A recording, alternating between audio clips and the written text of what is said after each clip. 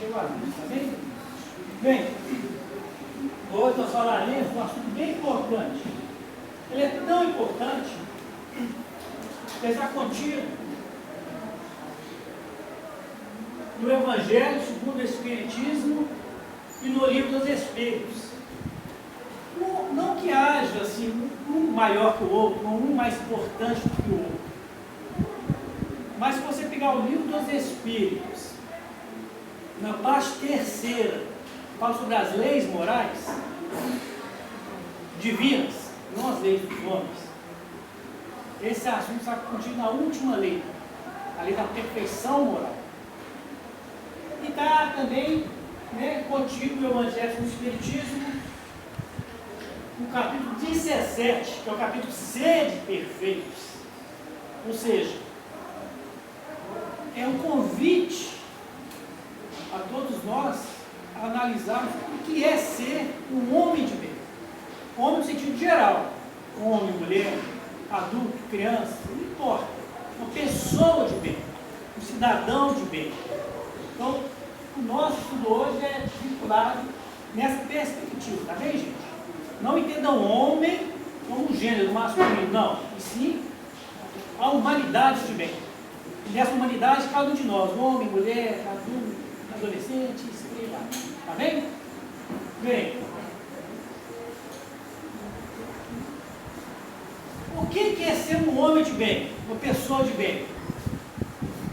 Você se considera uma pessoa de bem? Seria o primeiro quesito, a primeira pergunta. A grande maioria vai responder: sim. Eu não sou uma pessoa ruim. Mas será que esse sim seu está condizente, pelo menos em parte, do que é proposto para nós pelos Espíritos, contido no Livro dos Espíritos e do Evangelho do Espiritismo? Então, talvez, no desenrolar da nossa conversa aqui, muitas coisas realmente nós estaremos contidos nisso aí. Outras não, mas isso não importa, gente. O que importa, é a gente já tem um norte, onde buscar informações, elementos para sermos considerados pessoas de bem, tá bom? Então, vocês consideram pessoas de bem? Esse é o desafio. Mas, Marcelo, quem quer ser uma pessoa de bem? Então, vamos lá. Na questão 918 do Livro dos Espíritos, recebe, tá bom? Por qual indício, ou seja, por qual mecanismo, por qual modo se pode reconhecer em um homem um progresso real que levará o espírito na hierarquia espírita? Essa questão está no toque do homem de bem do Livro dos Espíritos. A resposta: o espírito, ou seja, nós, ou encarnado, que estamos na carne, como nós estamos aqui, ou desencarnado, nós, o espírito, prova a sua elevação, ou seja, no plano físico ou no plano espiritual, quando todos os atos de sua vida, aí já começou a puxar demais, né? Todos os atos, desde que já tem um princípio, uma consciência mais retilínea. Todos os atos da sua vida corporal representam a prática da lei de Deus e quanto ele antecipadamente compreende a vida espiritual. Por que na resposta está falando os atos da vida corporal? Porque Kardec, quando ele codificou a doutrina do Espírito, ele foi capaz dos Espíritos, vivendo a humanidade igual nós aqui. Por isso, mas entenda-se que o Espírito prova a sua elevação quando todos os atos da vida corporal e espiritual, porque não existe um sem outro, pratica a lei de Deus. Ou seja, eu posso ser homem de bem na terra, eu posso ser homem de bem no plano espiritual. Eu posso não ser homem de bem na terra, eu posso não ser homem de bem no plano espiritual. O que vai definir isso? Nós respondemos, né? Com certeza. O verdadeiro homem de bem é o que cumpre a lei de justiça, de amor e caridade, na sua maior pureza, Então, Sandra, a gente está conversando agora sobre isso. A gente cumpre a lei do amor, justiça e caridade? Sim ou não? Você faz maldade com o seu filho, com a sua mãe, com quem você ama? Então você tenta cumprir isso em casa. Você é uma pessoa reta no seu serviço, justa, proba. Então você pratica a lei de justiça e caridade no seu trabalho. É um indício de homem de bem, mas na sua maior pureza. Por que tem na maior pureza ali? Porque nós temos limitações. O bem, né? Assim, o bem que uma pessoa de alta envergadura espiritual faz é o mesmo bem que eu faço. Porque o bem é sempre o bem, como diz o Evangelho. Mas, no entanto, né, a intensidade, a entrega, a sensação do dever cumprido é outra. Dá um exemplo. A gente sai de casa do caminho, cada um está indo para sua casa, encontra um sinal, alguém pedindo, com fome, pedindo pão com leite. Aí, você está com pressa e quer que a pessoa fique longe de você. Aí você dá um pão, toma. Dá 20 centavos, R$1, né? Querendo o quê? Em tese, dispensar aquela pessoa. Não é isso? Porque às vezes está te incomodando. Aí chega um outro que dá aquele mesmo moeda, daquele mesmo pão, mas dá com uma vibração assim, puxa, que isso realmente te sustente, não só o corpo físico, mas o seu espírito, que isso te acalente, te acalme. Aí vem um outro que além de dar o mesmo pão, o mesmo prato, o mesmo dinheiro, ainda olha para os olhos da pessoa, sente ela, deseja tudo isso, ainda faz uma prece por ela. Enfim, então é a mesma coisa, está saciando a fome de alguém, mas a entrega, a vontade de servir é que diferencia. Entendeu? Esse está fazendo bem com pureza. Aí na sua maior pureza, é na pureza que você consegue, gente. Então a gente fica naquela, mas eu não preciso fazer o bem, na pureza da mira, então não vou fazer. Não, faz na pureza que você consiga. Mas faça. Ok? Ah, mas eu não consigo perdoar igual a outra pessoa perdoou. Não importa. Tenta pelo menos um pouquinho. A intensidade é você que dá a ela. Tá bom? Bem. Primeiro então, vamos editar algumas normas que estão no Evangelho do Espiritismo. O que fazer para ser uma pessoa de bem? Primeiro, interrogue a sua consciência sobre os seus próprios atos. Tá, acabei de dar um exemplo da pessoa que pedir dinheiro ou um pão no sinal. Você deu, ou você não deu. É errado ou não dá? Às vezes não tem para dar. Tem hora que você não tem mesmo. Você pode estar num carro bonito, uma roupa bonita, num carro bonito, mas não tem. Ou você tem, mas naquele momento você não pode dispor daquilo. Vou dar um exemplo claro que aconteceu na minha família. Vocês conhecem o apoio aqui? A maioria conhece, mas na região conhece, tem um apoio. Tem uma vez meu pai foi no apoio comprar umas coisinhas. Isso ele me contando, eu não vi. Isso ele me falando. Aí meu pai foi no apoio, comprou ali, fez as compras. Aí tinha um rapaz atrás dele, a maioria já conhece essa história, mas para quem não conhece é interessante. Tinha um rapaz atrás, meu pai na fila, o caixa está aqui, meu pai passando, um rapaz atrás. Ele pegou um pacote, se não me engano, de macarrão, um pouquinho de carne e jogou. Jogou junto das coisas do meu pai. Entendeu? Entendeu a situação? Você está passando suas compras, alguém vem atrás de você, joga ali. O que ele quis com isso? Seu pai pagar. Que meu pai pagasse, ou seja, de uma forma está pedindo. Eu não tenho coragem de pedir para pagar para mim, vou jogar. Vê se você entende isso. Aí meu pai viu que ele jogou, olhou para os mantimentos que jogou junto com a compra dele, pegou e fez o quê? Não pagou. Tirou fora, passou só o dele. Ele fez errado? Sim ou não? Sim ou não?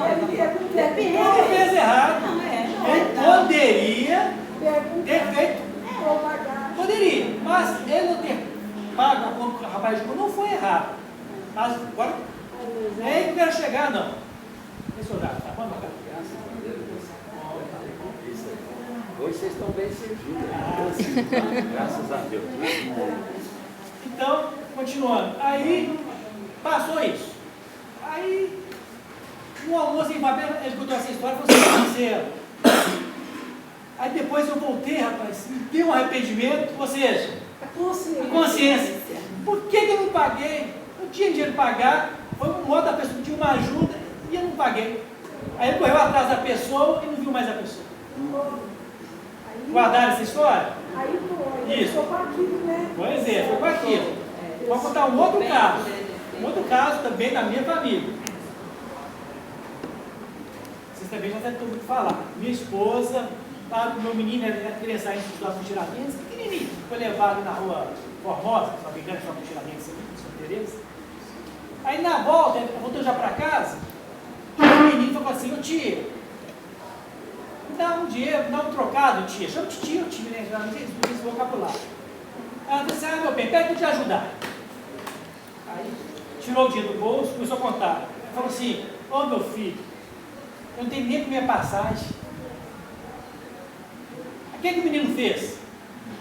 Que é isso, tia? Então eu vou inteirar para a senhora aqui. Ele pegou o dinheiro dele, impedinte, e inteirou a passagem para ela.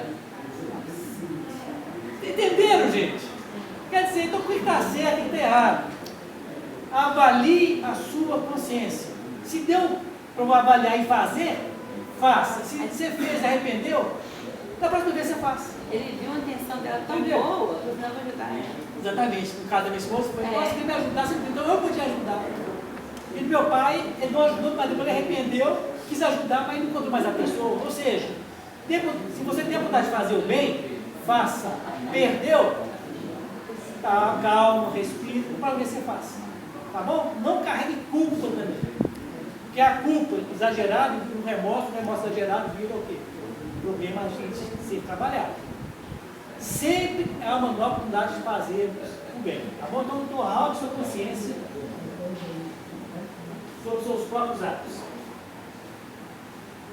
Pergunte a si mesmo, se não violou essa lei. Qual lei? Qual que é a maior lei que Jesus nos trouxe? A lei divina. Amor.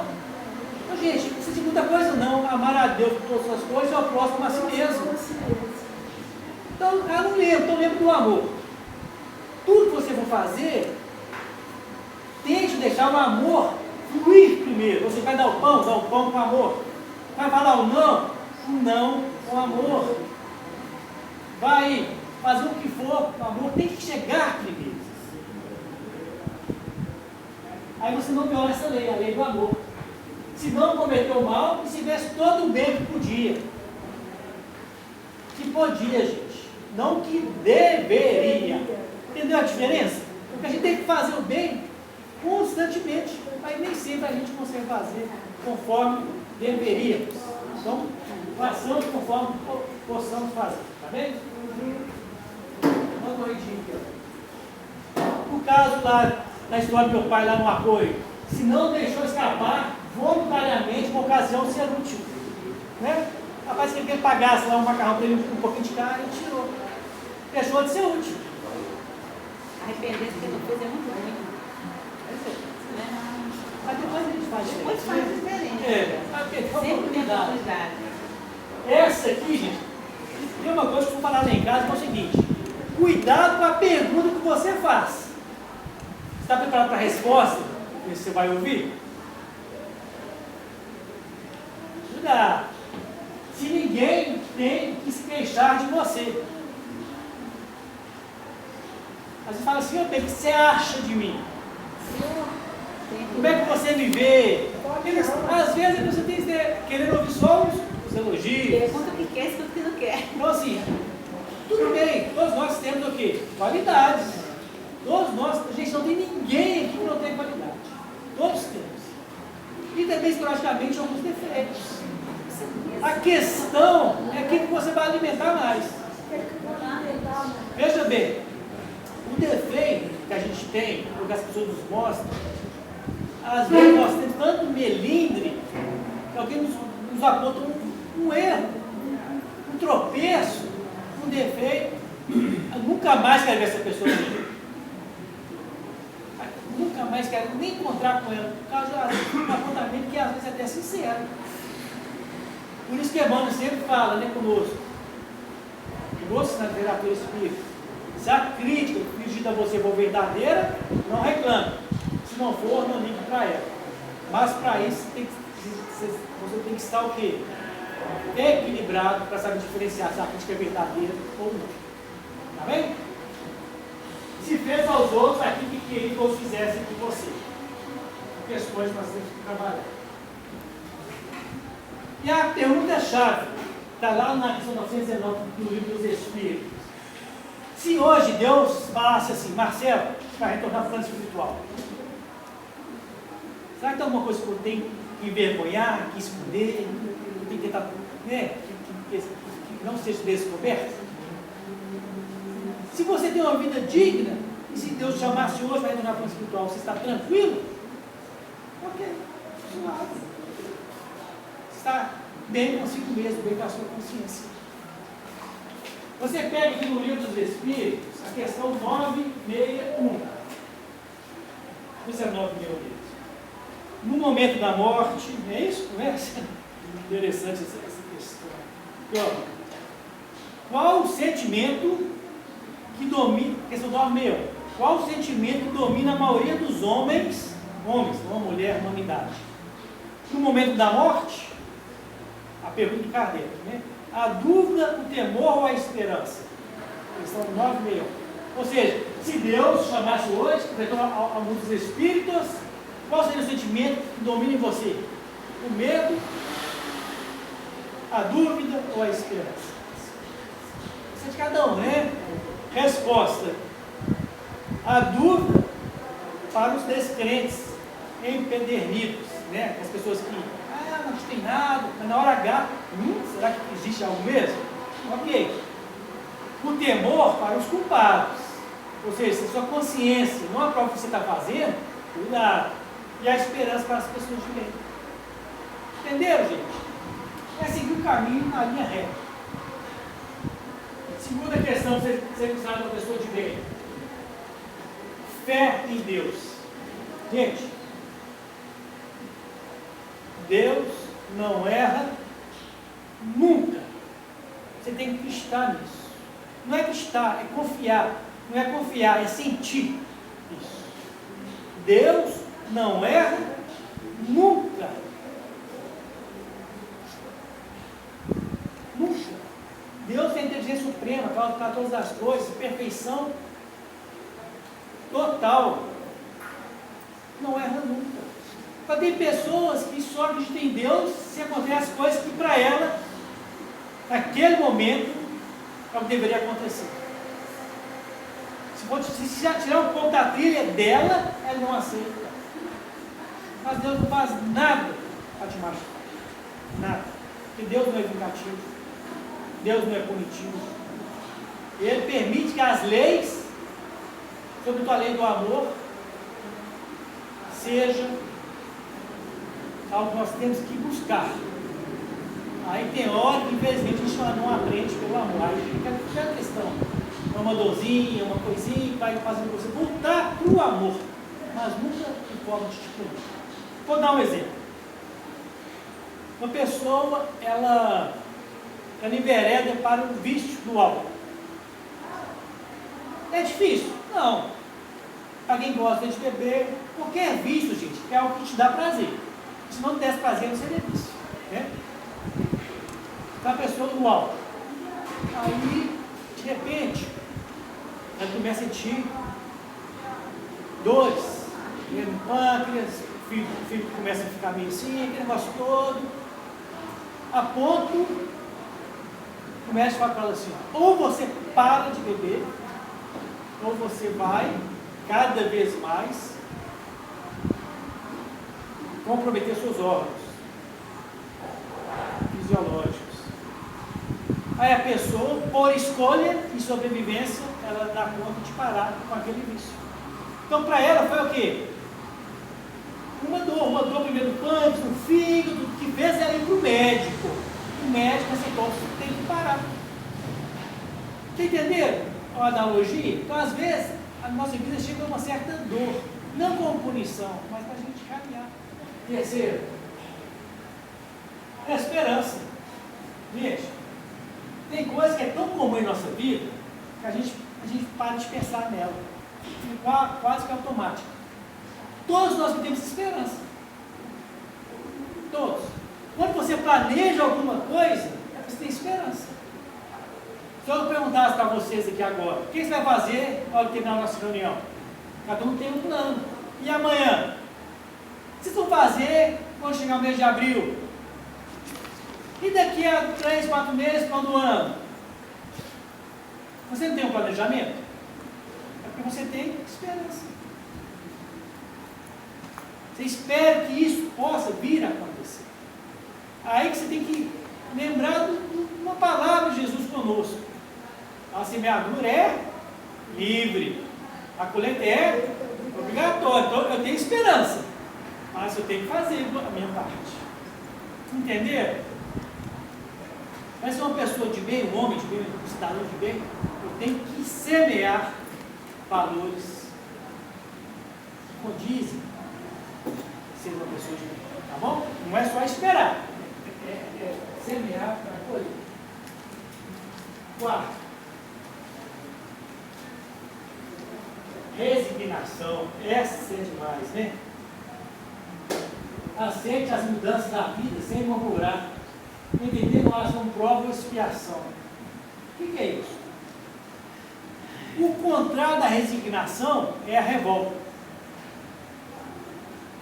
E isso não tem medida. Veja bem, tem pessoas que passam por provas e expiações, momentos de sofrimento, quase que a vida inteira. E todo dia levanta agradecendo a Deus pela vida. É problema na família, que todos nós temos. É problema no trabalho, que todos temos. É problema, às vezes, no serviço, que todos temos. É problema de tudo quanto é tipo. Uns agradecem todo dia. Oh, meu Deus, obrigado. Deixa eu sacudir essa poeira de novo. Rompei isso aqui. Outros reclamam todo dia. Não aceitam. Se você é revoltado, as suas 24 horas continuam as mesmas, com a sensação que ficaram maiores, porque você não aceita nada, você está lutando contra aquilo que você não pode mudar. Se você é resignado, você vai continuar sofrendo, sentindo dor, mas sempre confiantes em Deus, que Deus não é ruim. Gente, estou falando daquilo que você não pode modificar. Estou falando de ser resignado, uma maneira de você aceitar qualquer coisa sem tentar mudar, transformar, não. Você tem um problema de saúde, você vai no médico, você vai nos tratamentos homeopáticos, você vai em tratamentos espirituais, vai pelejando, vai, até onde Deus permitir, esperando o resultado, tendo a esperança. Isso é ser resignado, você não se revolta porque você está caindo diante de causa do sofrimento. Mas tem gente que é assim, na primeira busca não atingiu a sua expectativa, se revolta contra todos. Mas cuidado, tá? Tenhamos resignação. O Lázaro, ele fala no Evangelho do Espiritismo, isso aí, é obediência com o sentimento da razão. Ou seja, estou indo embora para casa, estou de carro, sinal fechou. Não posso passar. Estou sendo obediente ou resignado? Obediente, a razão, não posso, existe uma lei. Posso comprometer a mim mesmo ou outra pessoa, um acidente. Resignação é o consentimento do coração. Ou seja, não existe motivo aparente nenhum para eu estar sofrendo esse tanto que eu estou sofrendo. Mas se eu estou tento mudar, ainda não chegou a hora, pois sabe o que eu quero, eu sou resignado. O coração assim, não abre brechas para revolta. Bom?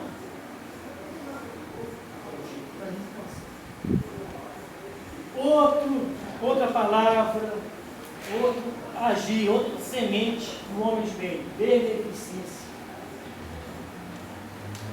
Beneficência. doar doses abundantes de caridade de amor ao próximo, retribuir o mal com o bem.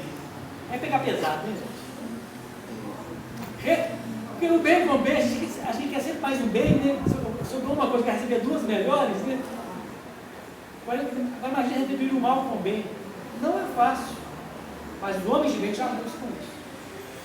Quem aqui, de nós que estamos hoje no salão, nessa semana, ou nesse mês, não teve uma frustração com alguém? Alguém te decepcionou? Alguém te desafiou no que você estava certo? Alguém não te entendeu? Te fez uma espécie de mal, um desconforto. Todos nós passamos por isso. Aí, as coisas continuam acontecendo, a vida continua girando. Aí você tem a vontade de refazer isso com aquela pessoa. Aí você não vai fazer a mesma coisa, vai retribuir o mal que você recebeu com o bem. Okay? Isso é beneficência. Não são só coisas físicas, não, tá, gente? São coisas, são atitudes. São beneficência, faça o bem pelo bem. E torna a defesa do fraco contra o forte. Gente, defesa do fraco contra o forte não é criar guerra. É você, às vezes, ter que agir acalmando a quem está exaltado. O fraco, por exemplo, ele é o subordinado da empresa. Vamos supor, o fraco do forte. O chefe é o forte, ele é o fraco do subordinado. Questões hierárquicas. Quando faz isso, para pagar meu serviço, meu patrão não presta, ninguém me entende. Ah, então tem que defender o fraco do forte. Vou brigar com seu patrão? É isso? Não, meu irmão. Se você não tem algo melhor, se você não pode sair porque você precisa trabalhar, seja resignado, meu cara. Arrume outros meios para que você atinja o que você quer. Isso é defender o fraco do forte. Agora, o contrário disso. Minha vida está uma porcaria, meu chefe não presta, eu não aguento mais, eu estou conversando com você. Ruim da ponte, acho que ruim. Some, não volta mais, briga, entendeu? Não é isso. Não é achar uma saída onde a pessoa vai se comprometer mais de azeite de menos, não. É aconselhar sempre para o bem. Isso é defender o fraco, que não briga, é guerra, não. Isso é ser beneficente. Como que nós podemos amar os nossos inimigos?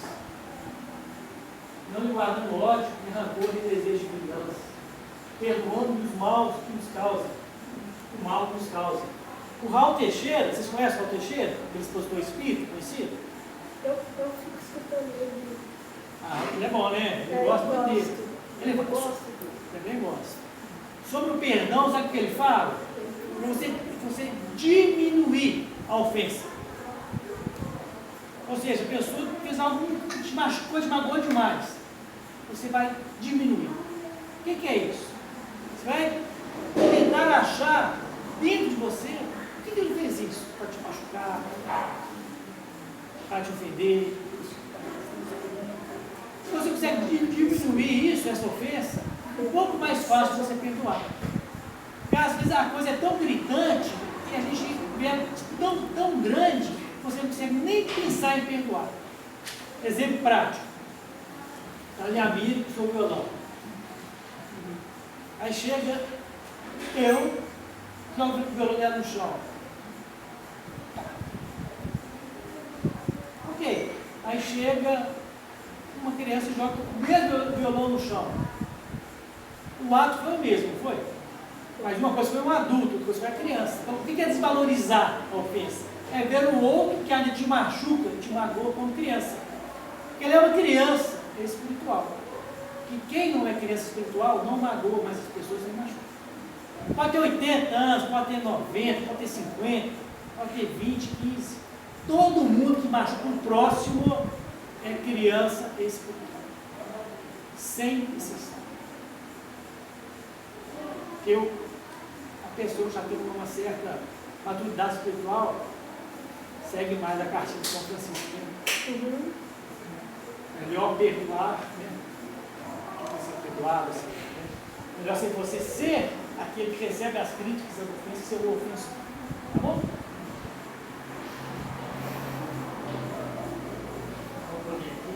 Exemplo de beneficência no dia a dia. Quando você vê uma pessoa com cadeira de rodas na rua, você atravessa ela, para ela pode ser uma coisa rotineira. Quem está aqui para atravessar ela? Pode ser uma coisa necessária, não tinha ninguém, alguém atravessou ela na rua. Pode ser mil e uma coisas. Para quem está vendo, pode ser um exemplo. Entenderam? Então, toda vez que você faz algo que alguém vê ou não vê, mas que sente assim, uma gratidão interior, como humanidade, é uma beneficência. Ajudar você a atravessar a rua, coisas desse tipo. Às vezes é como é dia a dia para você, mas, em geral, faz a diferença para o todo. Isso é beneficência. Dia a dia, tá bom? Outra questão, a sexta. Solidariedade. Pense nos outros antes de pensar em si mesmo, né? Encontrando satisfação do serviço que presta. Olha que interessante. Poxa, a solidariedade não é só distribuir sopa, não? Fazer macarronada, fazer um lanche coletivo para as pessoas carentes? Não. Solidariedade é encontrar satisfação no serviço que você presta. Então, no meu trabalho, gente, veja bem. O meu trabalho remunerado, por exemplo, tem muitas maneiras de eu ser solidária lá dentro. Sim. Às vezes uma escuta fraterna. Exatamente. Porque a gente está trabalhando e fica com aquelas preocupações do trabalho em si, do local do trabalho. E às vezes o nosso próximo, aquele colega ou aquele colega, está passando por um momento extremamente difícil, mas em questões de trabalho, às vezes não dá tempo nem de você dar uma palavra amiga, ou fazer uma escuta atenta, ou saber mesmo o que está acontecendo com o outro, que ele está aqueles dias diferentes. Às vezes não dá para perceber. Né? Exatamente. Mas é que você pode fazer. Aqui fala solidariedade. Se der, é ótimo. Mas você Seja tem solidário, que se ouvir. der. Agora, uma coisa que você é solidário, mesmo que você não tenha tempo de ouvir o outro. É dando bons exemplos. Veja bem, tem uma pessoa que chega lá onde minha esposa trabalha, que fala assim: ai meu Deus, hoje é segunda-feira, queria que fosse sexta. Não, pô, segunda-feira quer que seja sexta. Aí tem outro que está um pouco desanimado, tem aquela vibração, é mesmo. Aí, inclusive, isso aqui tá ruim de trabalhar. A outra, sabe se essas duas têm razão? Se contamina aquele ambiente. Isso é ser solidário, gente? Não. Chega lá vibrando. É segunda, graças a Deus eu tenho emprego. Isso mesmo. Graças a Deus eu estou aqui. Então, assim, seja aquele que acrescenta, e não aquele que diminui o ânimo do local do seu trabalho, tá bom? Faça tem que ser feito com vibração. 7. Fraternidade. Gente, seja bom, humano, benevolente para com todos, sem distinção de raça. Isso é ser fraterno. Você pega algumas pessoas que se dizem fraternas e são fraternas, mas com os meus. Eu sou espírito, eu sou as dos espíritas. Se for outra religião, outro não. Tem cesta básica, você qual religião? Não, você não tem. Gente, isso é fraternidade. Isso é criar castas, é criar grupos. Fraternidade rompe isso aí. Fraternidade é você fazer o bem, pelo bem. Aí tem aquele ditado assim, olhar a quem? Certa vez, lá na Vila dos Andradas, eu vi uma pessoa distribuir lá no café com leite com pão. Aí a pessoa perguntou assim: qual religião que você é? Para essa pessoa.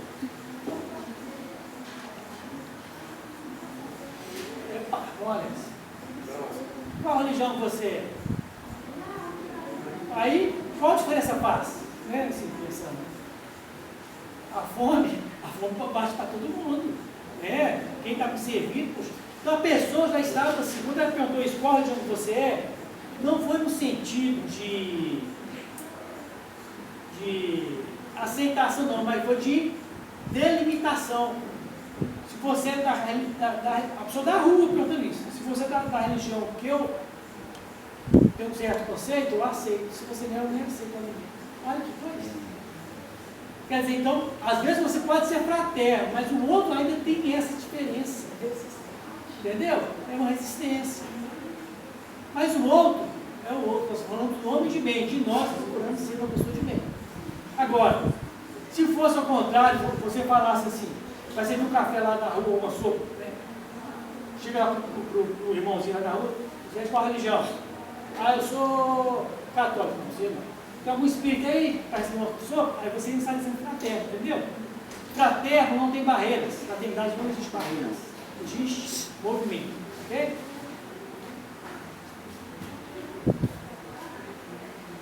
Gente, essa aqui é muito parecida com a fraternidade e parecida com a empatia, chama alteridade. Olha o que é isso aqui. Empatia, já ouviu falar nisso? Ah, você tem que ser empático com outra pessoa, tem empatia, ou seja, você colocar no lugar do outro. Se você não quer que o outro lhe faça uma coisa, você não faz a ela e vice-versa. Isso é empatia. Ah, teve aí no Rio, teve outro dia lá no Nordeste, uma inundação, que foi em Maceió, não sei. Aí você fica compadecido com o que aconteceu lá, as pessoas que perderam as coisas. Você se coloca no lugar dela. Isso dá uma sensação de compaixão. Isso é empatia. Entendeu? Empatia é isso. Alteridade é isso aqui, gente, olha. Você respeita as diferenças. Você se coloca no lugar da pessoa, mas respeitando as diferenças. Um exemplo lá no Oriente Médio, existe umas mulheres que usam uma vez vestimento, claro, vestuário, só com os olhinhos de fora assim, já viu? Burro, né? Aí você não usa de jeito nenhum. E você critica, você diminui, você espezinha. Isso é alteridade? Não, alteridade é você respeitar as diferenças. Se lá é um costume, cabe você julgar se é certo, as pessoas que vivem nessa comunidade criam certos costumes. Para desvencilhar aqui, demora gerações e gerações. E nem por isso, se você não concordar, você pode julgar e apedrejar. Então, a alteridade não é empatia. É um pouco mais. Você se coloca no lugar do outro e respeita as diferenças. Eu dei um exemplo claro outro dia, que até uma lição do Emmanuel. Estamos aqui, graças a Deus, com saúde. Aí você não gosta dos tatuados, das pessoas tatuadas. Tatuagem, sabe o que é, né? Que as pessoas dizem. Eu sei. Eu tenho uma dificuldade. Ok, não tem problema. Eu falo que eu ainda tenho, é verdade. Eu ainda tenho assim, uma dificuldade, um pouco de preconceito com não digo pessoas de um modo geral, mas muito tatuadas, muito cheias de cabelo bonito, cabelo azul. Aí, já pode dizer. Às vezes eu chego um aluno, aí eu faço assim. Não pode ser assim, mas veja bem que... Aí eu respiro e falo, meu filho, você é tão bonito. O que é isso? Mas dá é uma dificuldade minha, não. É uma dificuldade minha, entendeu, Marcelo? Eu ainda estou trabalhando isso. Não, mas gente, não vamos confundir. Você pode não gostar pode não achar bonito, pode não querer para você, isso é uma coisa. Agora, você desrespeitar, diminuir, fazer chacota, isso é outra coisa. Não faz. Entendeu a diferença? Tem hora que toda hora eu fico olhando. Você criar um estereótipo, preconceito, pode falar. Esse exemplo de alteridade aconteceu na França há pouco tempo. A mulher estava com hijab, o pessoal retirou, eles não estavam aceitando as mulheres. Pois é. Quer dizer, elas são muçulmanas, não podem Isso não faz diferença. Respeitar Pois é, então. a religião, a cultura, o Exatamente. jeito deles, né? Aí nós estamos tatuados, você não gosta de tatuar, você não acha bonito, você não gosta. Aí tudo bem, seus dons de saúde. Aí, vou dar exemplo próximo, vou dar exemplo de terceiro. A outra pessoa está ali, está indo embora, está distraído, pá, é atropelado. Corre para o hospital. Aí chega lá, o médico está preocupado. Está você, o médico de plantão, cirurgião, para responsável pela sua vida. Aí tem uma tatuagem assim aqui e tal. E aí? Você vai que não me atende, não? Ah, você não? Mas só tem eu. Você entendeu? Então assim, a gente não pode, a gente pode tente não gostar, não aprovar, mas não, como a Renata falou, discriminar, desmerecer, diminuir. Entendeu a diferença, gente? A autoridade é isso. Respeite as diferenças. Tá bom? E os homens de bem se respeitam as diferenças. Oi?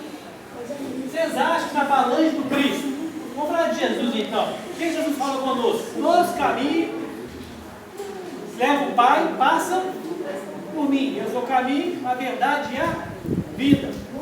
Você acha que a falange de Jesus, nosso mestre maior, só tem cristão?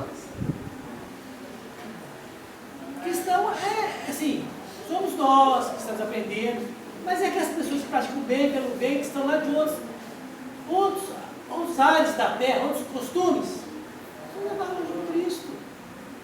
Você acha que não? Ou seja, quanto mais você se eleva, menos você se preocupa com as diferenças.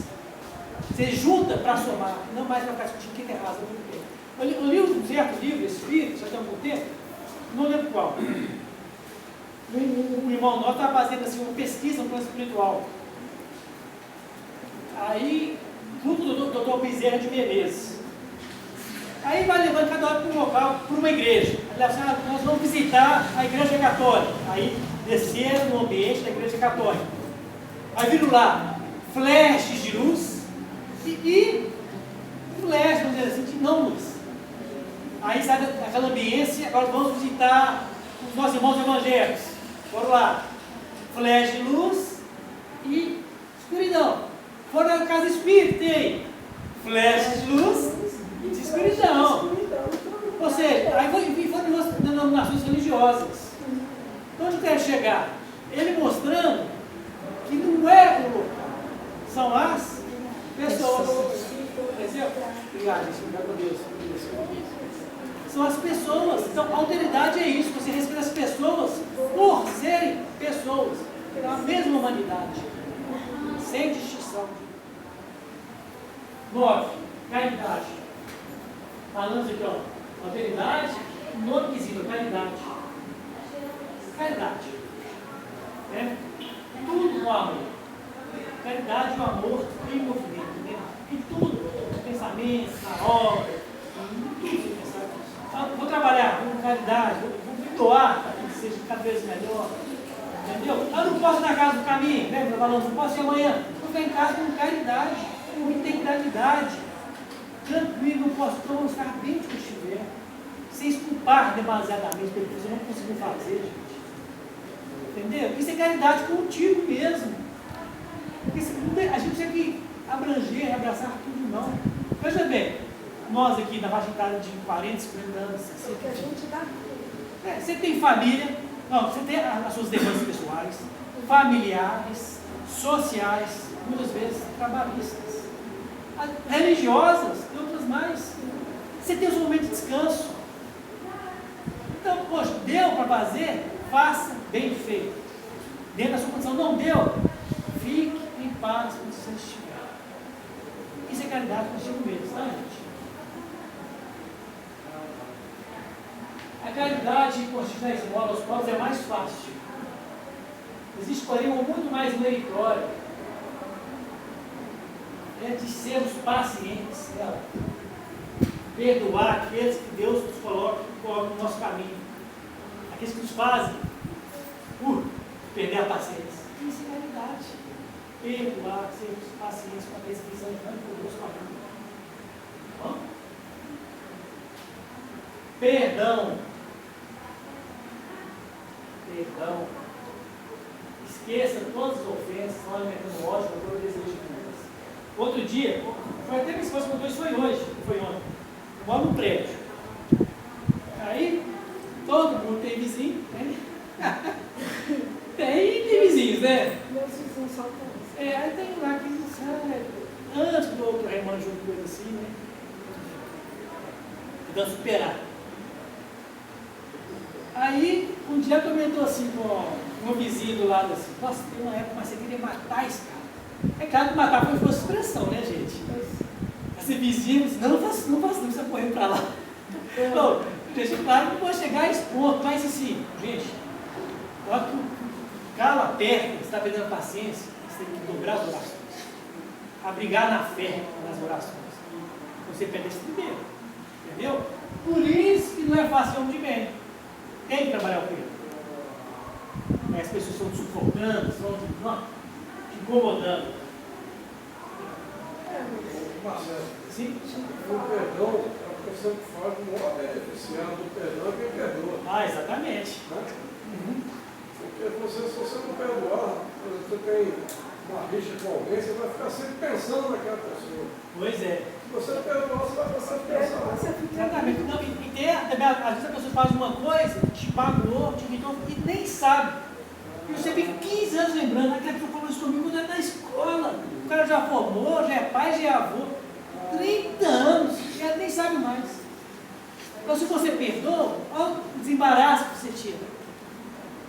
O perdão, realmente, o maior beneficiado é quem dá o perdão. Indulgência, é diferente de perdão, tem mais a ver com respeitar as fraquezas alheias. Aí está laçando onde eu trabalho, aí ela pede para a pessoa substituir ela lá. A pessoa substitui, mas faz menos que ela esperava, mas é outra pessoa, tem que ser indulgente. Não pode fazer mais, você não pode fazer menos.